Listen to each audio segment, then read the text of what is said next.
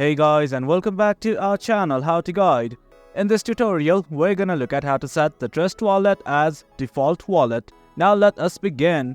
Do note that I have already added the Trust Wallet extension in my web browser, in case you have not, do it right now. Now let's simply look at how to change Trust Wallet to default. Well, it's quite easy. Initially, what you guys have to do is simply go to settings. At the bottom right next to history, you will see a button like this called as settings. Click on it right now.